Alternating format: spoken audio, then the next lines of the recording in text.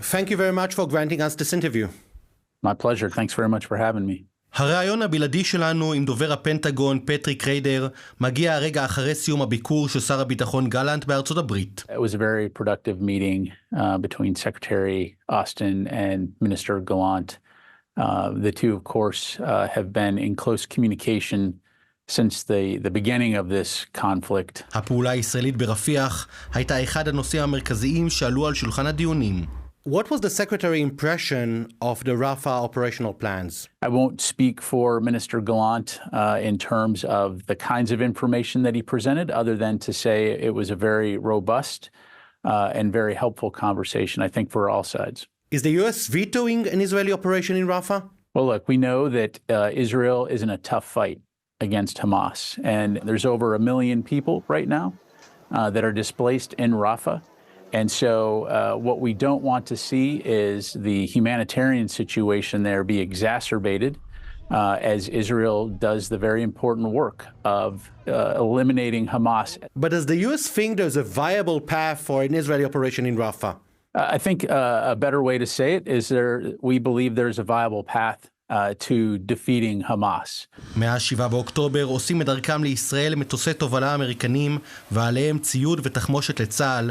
כעת גובר החשש כי בשל חילוקי הדעות עם הממשל יהיה עיכוב במשלוחים האלה. Are the deliveries of ammunition continuing as normal these days? Well, look, first of all, the United States and Israel have shared a long and deep partnership when it comes to security and security cooperation.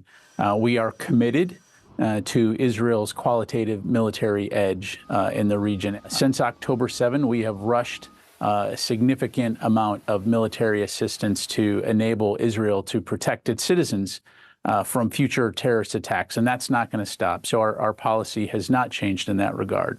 But let me ask, is there a red line that if Israel crosses it, there will be a change in the policy? Well, I'm not going to get into hypotheticals.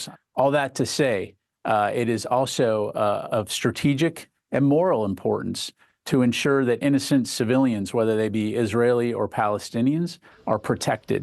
And so, again, we'll continue to work with our Israeli partners in that regard to encourage them to conduct their operations and take civilian safety and humanitarian assistance into account. המצב ההומניטרי בעזה בהחלט מטריד גם את הדרג הביטחוני של הממשל האמריקני. You're seeing this play out right now in terms of a potential famine in Gaza.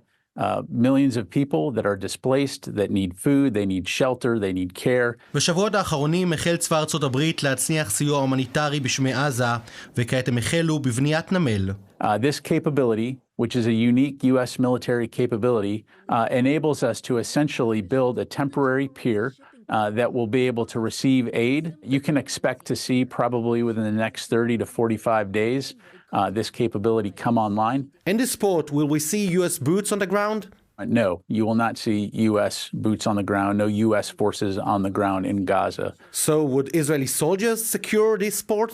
Well, again, we're working through all those details right now. I don't want to get ahead of that process, but we'll certainly keep you updated. לכל אורך הראיון מבהיר דובר הפנטגון, המטרות שלנו ושל ישראל זהות, להשמיד את חמאס. אבל המחלוקת הכלל לא פשוטה היא על הדרך. איך בדיוק עושים זאת?